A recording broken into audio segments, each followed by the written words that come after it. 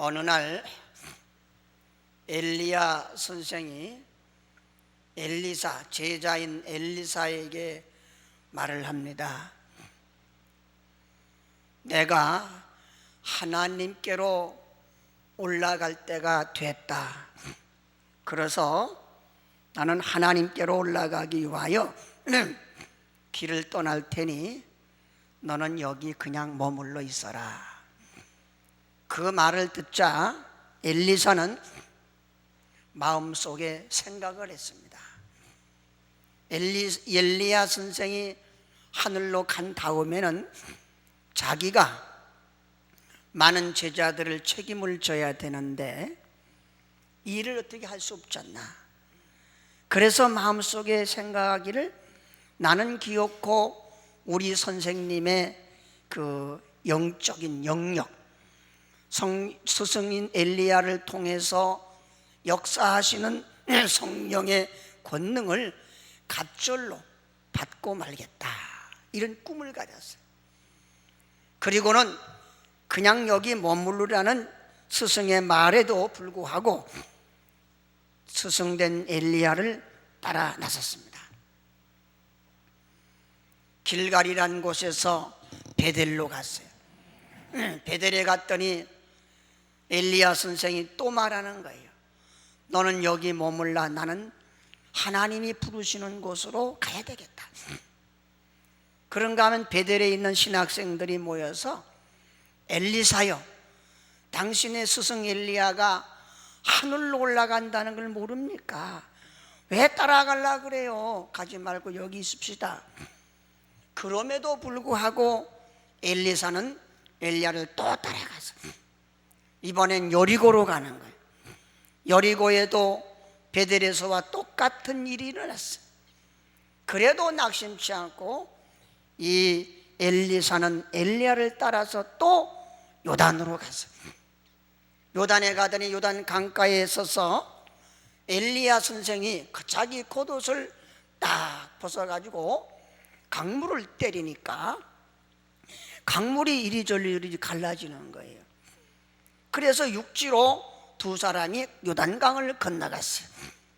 요단강을 건너갔더니 엘리야 선생이 제자인 엘리사에게 묻는 겁니다. 내가 하나님께로 올라가기 전에 내가 너에게 뭘 해주면 좋겠느냐? 쉽게 말하면 왜 이렇게 계속 따라왔느냐? 원하는 게 뭐냐? 그거예요. 그러니까 엘리사가 지체하지 않고 뭘 원한다고 그럴까 생각도 하지 않고 단번에 말하기를, 주여, 나는 선생님에게 성령이 역사하시는 그 능력에 갑주를 받기를 원합니다. 선생님이 기가 찬 거예요. 선생님만큼 되기 원합니다. 그래도 이게 좀 그런데 선생님보다 더블로 잘 되길 원한다니까 기가 찬 거예요. 네가 참 어려운 거 구하는구나. 그런데 내가 하나님께로 올라가면 네가 똑바로 보면 그 소원도 이루어지리라. 오늘 아침 나온 여러분도 이 놀라운 소원이 이루어질 수 있기를 바랍니다. 여러분의 소원은 아마 여러분 모두가 다를 겁니다. 어떤 사람은 건강을, 어떤 사람은 물질을, 어떤 사람은 명예를, 어떤 사람은 직장을, 다 원하는 게 따로따로 있을 겁니다. 그런데 주님은 한결같이 말씀하십니다. 그것도 이루리라. 또 여기 이만 아멘이 크게 나올 줄 알았는데 뒤에 그것도 이루리라. 내가 지금 생각하고 있는 그것도 이루어지리라. 할렐루야, 할렐루야. 여러분의 소원 각각이지만 그거보다 먼저 제가 바라건대는 엘리사처럼 성령이 역사하시는 그 능력이 갑절로 여러분에게 임하는 소원이 되어지기를 바랍니다. 왜냐하면 이 세상은 그렇지 않고는 살아갈 수 없는 세상이 되고 있습니다. 옛날에는 착하게 살아라, 착하게 살아라. 그러다가 얼마나 악한 사람들이 많이 생겼나 몰라요. 악한 사람, 야, 너 악에 빠지지 마라, 악에 빠지지 마라, 악한 것에 유혹받지 마라 그랬어요. 지금 세상은 어떻게 돌아가죠? 지금 세상은 완전히 미친 세상이 되잖아요. 미쳐. 뭘 할 수가 없습니다. 어떻게 돌아간지. 어떤 여자 가수가 나와서 미쳐 미쳐 미쳐 그래도 좋다고 그러더라고. 진짜 미쳐가는 세상이 돼서 교회 안에 성도들도 정말 미쳐가고 있어요. 예수 때문에 예수에 푹 빠진 얘기가 아니라 어떻게 보면 믿는 것 같고 어떻게 보면 안 믿는 것 같고 어떻게 보면 신앙인 같고 어떻게 보면 안 믿는 것 같고 교회 나오는 성도들의 믿음이 알쏭달쏭 말 그대로 미쳐버리는 거예요. 헷갈리는 거예요. 헷갈려. 무엇이 그렇게 만듭니까? 바로 사단의 역사입니다. 우리 예수님이 말씀하시기를 인자가 올 때 믿음을 보겠느냐. 왜 이렇게 기독교인이 어마어마하게 많은데 주님이 왜 믿음을 보겠느냐 하셨을까 하는 생각. 아, 이래서 그렇구나 하는 어떤 면에 이해가 되는 면이 있어요. 여러분, 앞으로 가면 갈수록 내 신앙이 자꾸 위장화 또 뭡니까 가식화 이래 되어 가면서도 정말 믿는 척 있는 척 신앙이 있는 척 신앙생활 잘하는 척하는 사람으로 교회가 채워지고 있단 말이에요.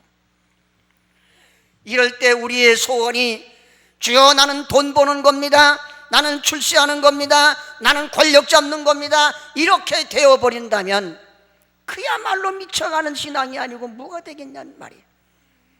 바라건대는 엘리사의 소원처럼 진정한 여러분의 소원도 주여 성령이 나를 통하여 역사하심이 날마다 갑절로 이루어지길 원하나이다. 이 소원이 저와 여러분의 소원이 되기를 바랍니다.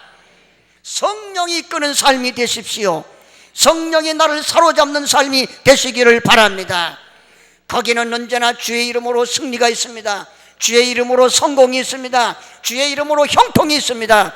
주의 이름으로 우리의 삶이 풍요로움이 있다는 것이에요. 바라건대는 여러분이 엘리사처럼 성령의 역사하심이 날마다 갑절로 임하기를 원한다 하더라도 그 소원이 이루어져야 능력으로 나타나는 것이니 오늘 아침도 여러분이 그런 소원을 가지고 말씀을 들으면서 이 소원이 반드시 이루어지기를 주의 이름으로 축원합니다. 축원합니다. 그러면 엘리사는 어떻게 해서 이 소원을 이루었을까요? 우리는 어떻게 해야 이 소원을 이룰 수 있습니까? 첫째는 분명한 꿈과 소망을 가져야 돼.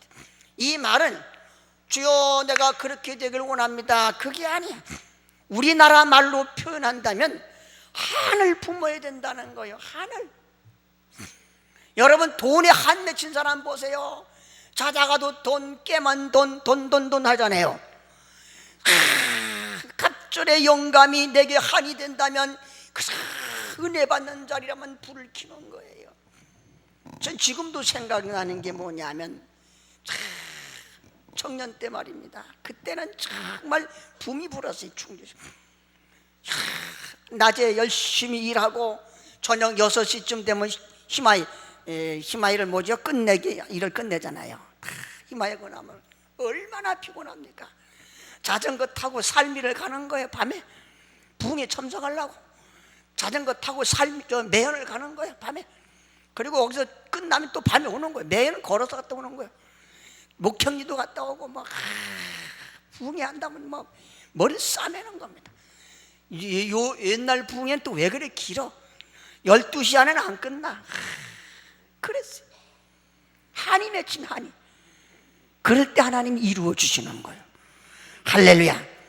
오늘 엘리사가 엘리야의 물음, 내가 너에게 무엇 해주기 원하냐 이 물음에 지체하지 않고 내가 갑절의 영감을 얻기 원합니다 말했던 것처럼 내 마음에 한으로 품고 소원을 해야 된다는 거예요. 하나님 이것만은 꼭 주셔야 되겠습니다. 그래야 된다는 거예요. 역대하 1장에 보면 기브온 산당에서 1000번제를 드리던 솔로몬에게 하나님이 나타나 말씀하셨습니다.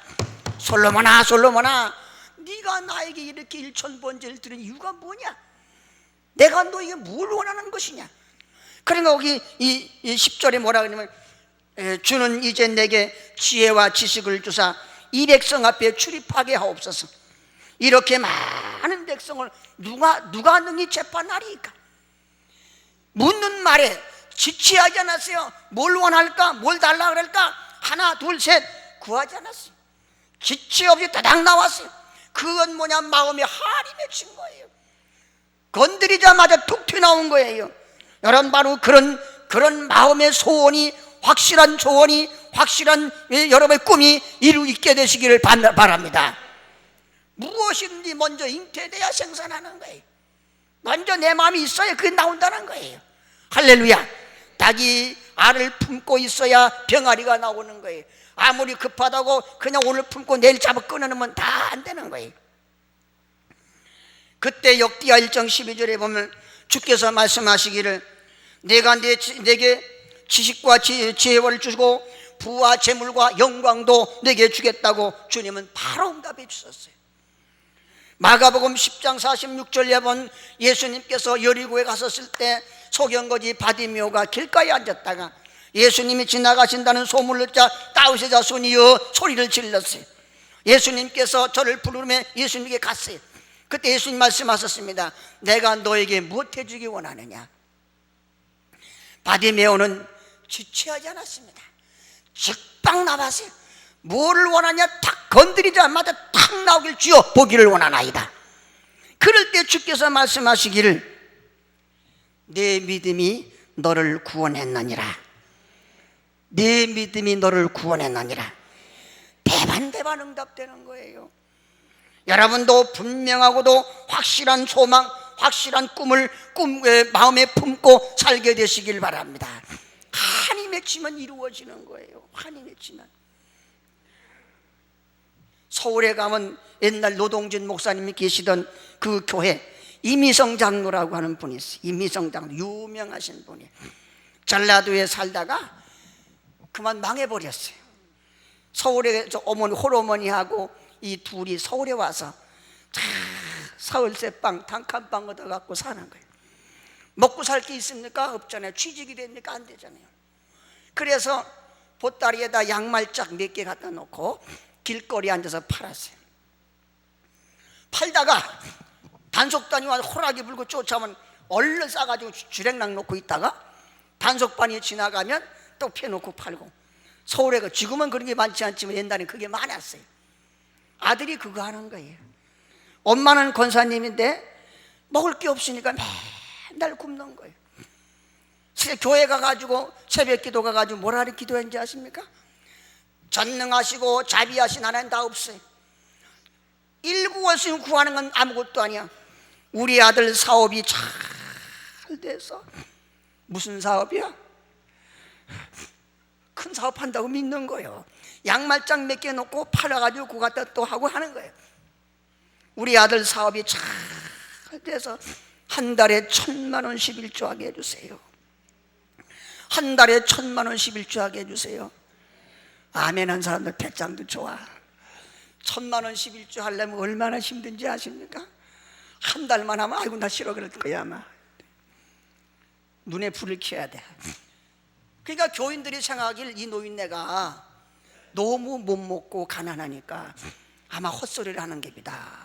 이래가지고 교인들이 쌀도 얻어다 주고 모아다 주고 그랬어요. 근데 줄기차게 이 양반 앉으면 주여 우리 아들 사업이 잘 돼서 한 달에 11조 1000만 원 내게 해주세요. 한 달에 1000만 원. 이게 뭐 입만 열면 나오는 거라. 레코드판 트는 거라. 딱 틀면 그 나오는 거라. 주여 우리 아들 사업이 잘 돼서 한 달에 11조 1000만 원 하게 해주세요. 거기 읽어보니까 아니 처절하더라고. 교인들이 오히려 이상한 사람으로 오해를 했다는 거예요. 하도 그러니까. 근데 딱 3년 만에 11조 1000만 원 하게 된 줄로 믿습니다. 메리아스 대리점을 해가지고요, 하나님이 주시는데 막 1,000만 원씩 일주일한 거야. 얼마를 벌었다는 거예요 도대체? 여러분, 하늘 품고 기도하면 하나님이 반드시 응답하시는 거예요. 옛날에 지성이면 감천이라 그러잖아요. 기독교인들은요, 정말 마음에 꿈을 품으면, 정말 꿈을 품으면, 정말 내 마음의 소원을 품으면 하늘이 움직이는 거예요. 하늘이 움직이는 거예요. 저를 사랑하는 성도 여러분, 하나님은, 주님도 말씀하십니다. 내가 너에게 무엇 해주기 원하느냐? 머리를 딱 조아리면서 글쎄요 뭐가 원할까요? 주여 건강도 주시고요, 그리고요 우리 아들도 잘 되게 해주시고요, 또 뭐 주시고요. 이건 벌써 틀렸다는 얘기예요. 딱 찔르면 나와야 되는, 이런 한이 품기는 소원이 있으기를 주의 이름으로 축원합니다. 엘리사가 바로 그랬다는 거예요. 이 사람은 뭐 그냥 갑자기 봐야 될 소원이 있었어요. 두 번째 일은 어떻게 했냐? 길가를 떠나서 베델과 여리고를 팍 지나갔다는 거예요. 처음에 이 사람이 어디 있었냐? 길갈에 있었어요. 길갈이 어떤 곳이냐?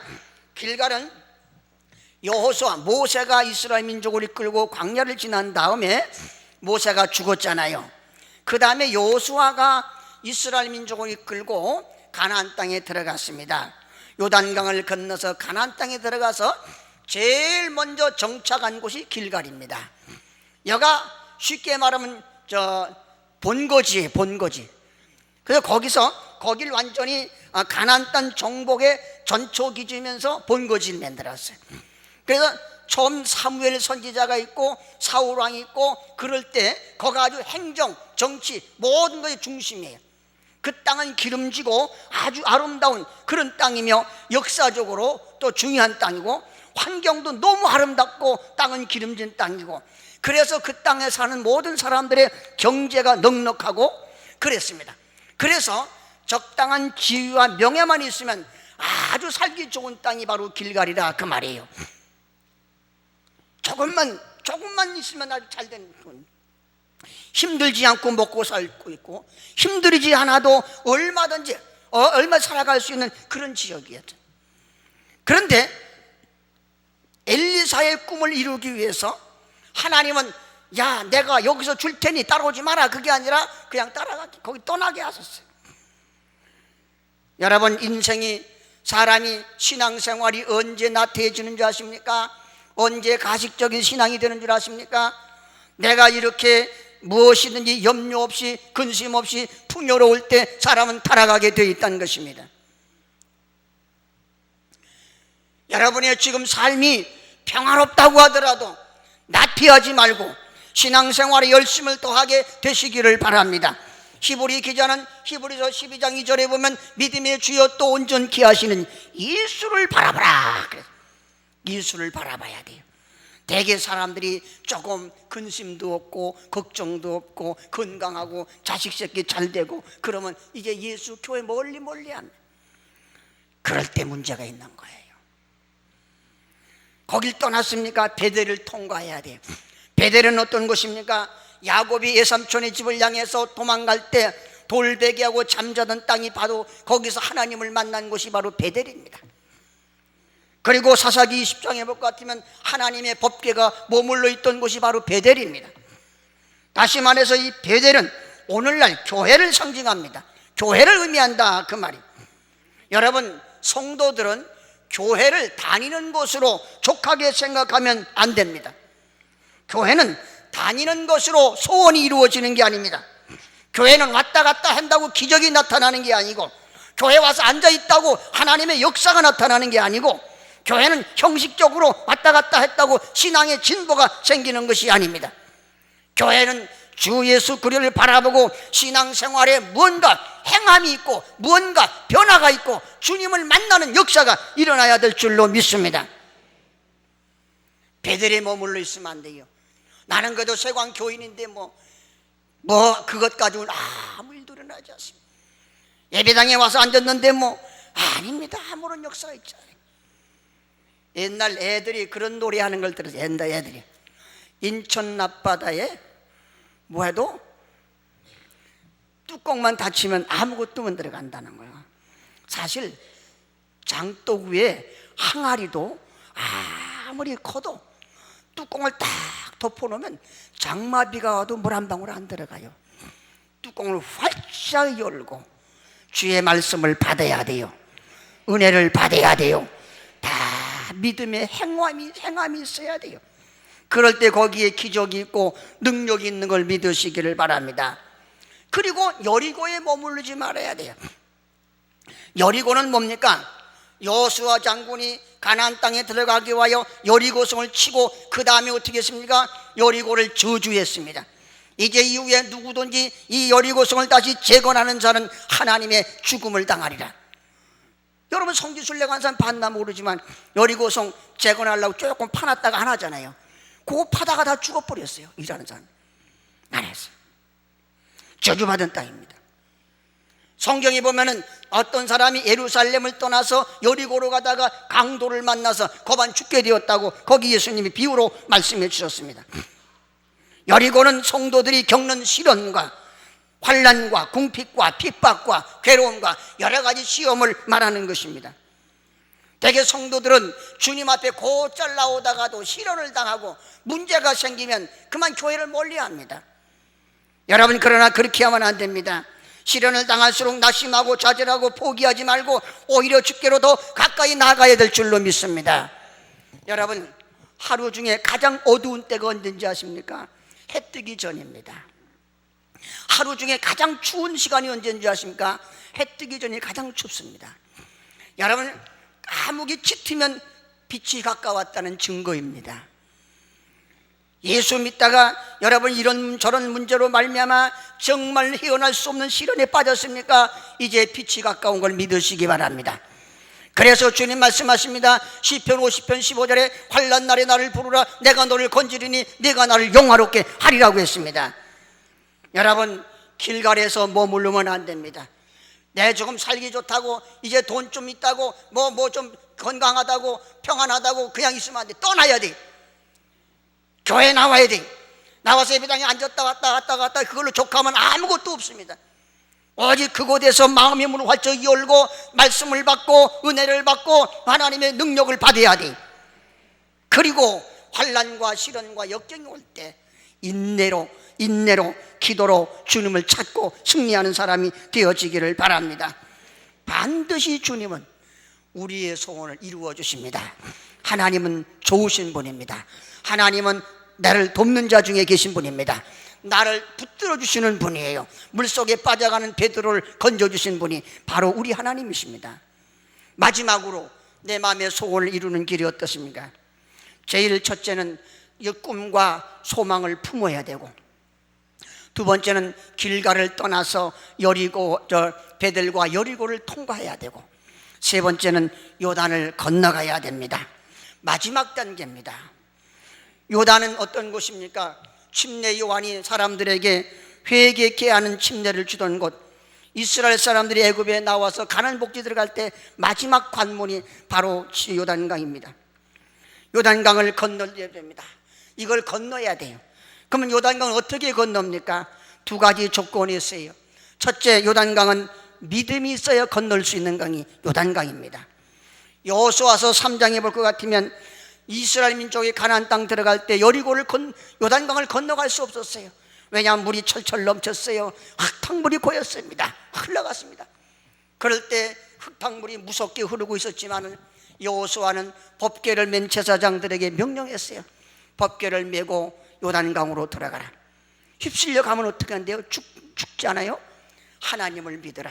하나님을 믿어라. 하나님을 믿어라. 그 법궤 맨 자들이 요단강 물로 들어갔어요. 막 물이 요동치며 내려갑니다. 허리까지 찼어요. 더 이상 못 갈 것 같아요. 그래서 법궤 가다 말고 딱 섰어요. 서는 순간 요단강 물이 탁 갈라지고, 요단강 물이 쫙 갈라지고 이스라엘이 건너게 된 줄로 믿습니다. 오늘 엘리야와 엘리사가 요단강가에 왔습니다. 요단강 물이 꽉 쪄서 모두 건너갈 수 없습니다. 어떻게 좋을지 몰라요. 그랬더니 엘리야가 자기 겉옷을 가지고 요단강을 이리저리 흔드니까 요단강 물이 쫙 갈라졌어요. 여러분, 믿음이 아니고는 건널 수 없는 곳이 바로 요단강입니다. 여러분, 이제 진짜 마지막, 내 마음의 마지막 소원이 이루어지길 원한다면 요단강을 건너시기 바랍니다. 다시 말해 믿음의 실천이 있기를 바랍니다. 이제 말씀을 믿음으로 실천하는 행위가 있기를 바랍니다. 행위가 없는 믿음은 죽은 것이라 그랬어요. 죽은 송장은 아무리 붙들어 봐야 아무 일도 하지 못합니다. 죽은 송장은 아무리 가까이 해봐야 썩은 냄새밖에 나지 않습니다. 여러분, 이제 우리 모두 살아 역사하는 믿음의 소유자가 되시기 바랍니다. 이제는 주의를 지키려고 각오하십시오. 이제는 11조 생활도 하려고 하십시오. 전도도 해야 됩니다. 봉사도 해야 됩니다. 헌신도 해야 됩니다. 하나씩 하나씩 여러분이 실천해 나가는 믿음이 되어지길 바랍니다. 머리만 왕성해서 알고 있는 것이 아니라 행함이 있어서 믿음의 역사가 나타나는 아름다운 생활이 이루어지기를 바랍니다. 또 한 가지 조건이 있다면 인내심이 있어야 된다는 것입니다. 엘리사는 길갈에서 떠나서 베델과 여리고와 요단을 거쳤습니다. 그동안 가는 길이 쉬운 길입니까? 아니에요. 자기 제자들이 스승되는 엘리사를 조롱했습니다. 엘리야가 하늘로 가는 걸 그것도 모릅니까? 우리도 아는데 얼마나 기분 나쁘겠습니까? 그래도 참았어요. 가지 말라 다 물리치고 엘리사를 따라갔어요. 끝까지 인내했더니 드디어 엘리야는 엘리사에게 갑절의 영감을 얻는, 자기 마음의 소원을 얻는 방법을 말씀해 주었어요. 내가 하늘로 올라가는 것을 보면 네 소원은 이루어지리라. 여러분이 인내할 때 하나님이 여러분의 소원을 이루는 방법을 말씀해 주시는 걸 기억하시기 바랍니다. 여러분, 무엇인지 공짜가 없다는 걸 기억하세요. 예수 믿고 주 앞에 나와 앉아 있다고 공짜로 된다고 생각하지 마십시오. 하나님은 우리에게 그 길을 가르쳐 주시는 거예요. 길을 가르칠 때 여러분 그 길대로 행하게 되시기를 바랍니다. 주님께서 반드시 저와 여러분의 소원을 이루시고 크게 영광을 받아주실 줄로 믿습니다. 기도하겠어요. 은혜로우신 아버지 하나님,